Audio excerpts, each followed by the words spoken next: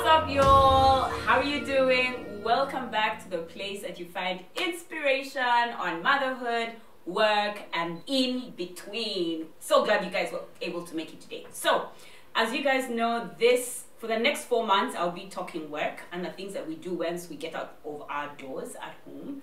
And this month in particular, our theme is purpose-driven work. You should have seen that. Yeah, I've been talking quite a lot about purpose. Don't forget that if you would like to sign up for the 5-day practical guide to discovering your purpose, the link is down below. But we continue to talk purpose. Now, today I wanted to share a bit on my purpose journey and how I came to the place of understanding on what my purpose was. So that means story time! Yay! Who are those excited? Yeah, I am. I love stories. Anyway, so I'll start from the beginning. I went to nursery school, everybody does. That was Kawa. Then into primary, as in Kitante Primary School. And I remember immediately I went to, I think it was the first class that, prefects are elected. I was elected prefect, but I must say that right from the time I was 6 years old, 6 and 7, I was a pencil collector. You know those kids. Yeah. They are so responsible. They collect pencils from the entire class.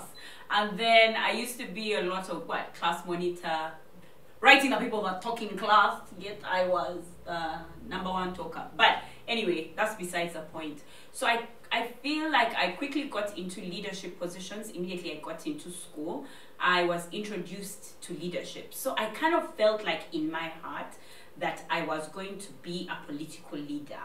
Yeah, so let's put that on the side. Manuela preparing to be a political leader.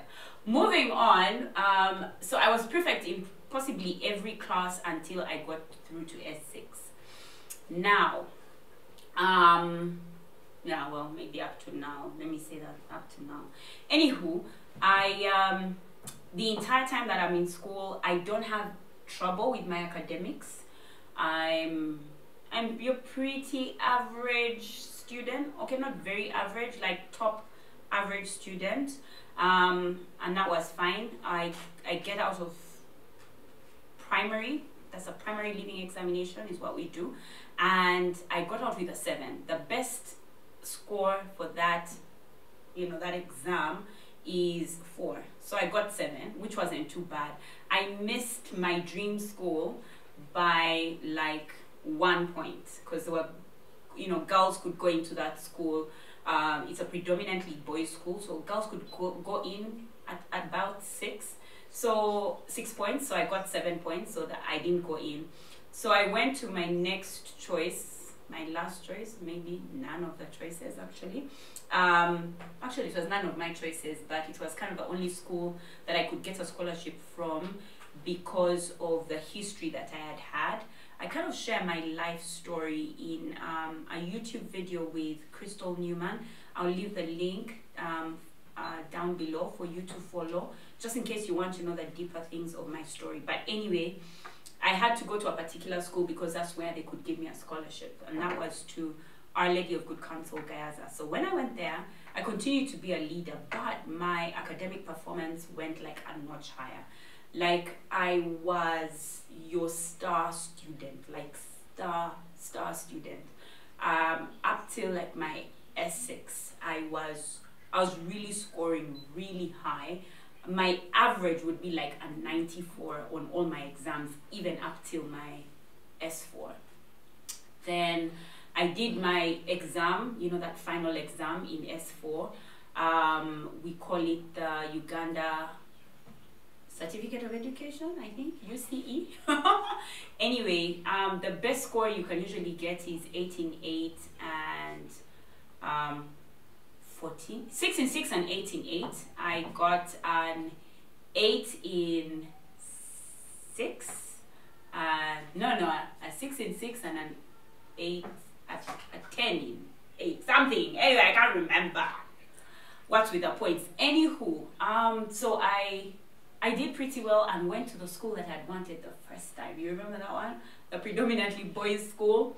So I go in, and I remember because I was doing so well in school academically, I kind of felt like I might be a professor growing up. I might do really well in my sciences because that was such a big deal, you know, around Uganda at that time. You know, girls in science, girls in the north that can do science. Like, it was such a huge deal. So with, you know, going into King's College Budo, I felt like I might become a professor. I might do really well in the academic, you know, sector of my life. So remember, I was a politician then. Now I was into academics. I go into school and I'm given a science course. So all of a sudden I'm thinking, maybe I'll be a scientist. You know, I was doing physics, chemistry, mathematics, and technical drawing. And then for a stint there, I thought maybe I could be an engineer. So politician, professor, engineer, like are you hearing all of these things? Yeah. So anyway, I get out of school. I do not extremely well. Anyway, too bad. I get into university, and I remember being in a place where I didn't know what I was going to do. I remember asking my mom, I'm going, Mommy, should I do the sciences or should I not? I remember going to my first class in engineering, or was it mathematics? And I remember thinking to myself, what in heaven am I doing here? Like, I get that I can do math, I get that I can do the sciences, but I don't really want to be here, you know what I mean? So anyway, I remember going to my mom and asking her and going like, Mom, what am I going to do? And I remember her saying to me, hey, sweetie, you do what makes you happy. And so I went in and did statistics and psychology. Yeah, work with me here. I had no idea what was going on. And I know you go through the same things, you know, studying, especially here in Africa. Anyway, so that's what I went through. And I remember my first job, the first job that I got was in sales, because I thought I was a really good salesperson. So guys, are you seeing the confusion I'm going through? After 3 years in that particular job, I was in the church. Over the weekends, I was, you know, playing around with the kids, and, you know, the pastors looked at me and were like, oh my gosh, this chick should be so good for our church. So I was employed as a creative director for the children. After that, I went into a bank to do marketing, which I was really good at. After I had done an entrepreneurship show with Inspire Africa. As in, guys, are you seeing what I'm seeing? Like, absolute complete confusion. And so I remember when all of this was said and done, and I was done with the bank. I had just had my first child. I remember just going through a lot of confusion on what my life's purpose is at that time. And so I did this 5-day practical guide. I worked on the process with my friend Doreen before we created our company, the Brand Divas. And so I went through all of my life's journey, understanding the different facets of my life that brought me to the purpose that I talked about last week. So here's the thing. There's, in the course, some of the things that we talk about is career, cause, passion, and mission, and finding the difference between the four. There's certain things that are your career that you think are your purpose, but no, they're your career. There's certain things that are your cause that you think are your purpose, but actually they're not. And so you really have to establish which is which for you. So let's talk career. What your career is what you love, what you're good at, and what you can be paid for. Now, for me, that was the marketing end of things. It wasn't my purpose. That's just something that I can do in my career.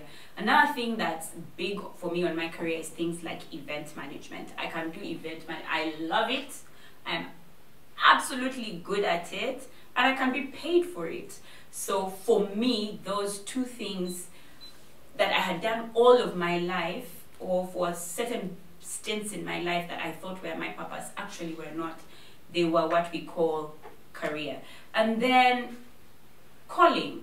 Calling is what you love, what you're good at, and what the world needs. Now, for me, that's my ministry. What I do in church. That's things that I love, things that I'm good at, and that the world needs. So I actually recently planted a church. You should visit it, Vive Church, with a few friends of mine.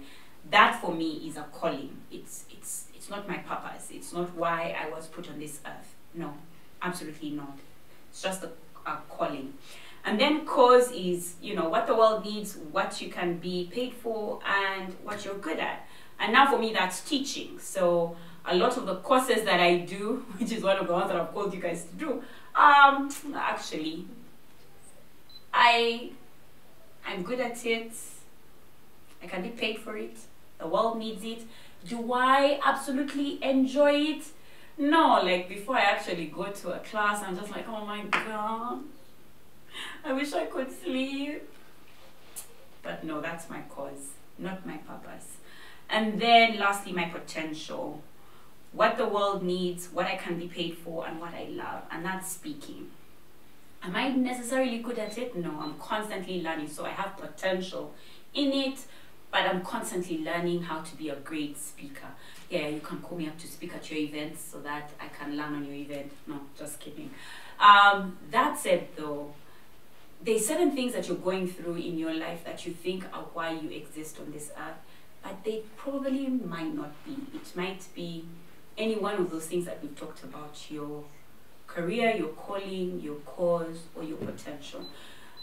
In the course that starts this January, we talk about things like your PMPV, your CCCP, like great stuff to help you work through getting to what your purpose here is on earth.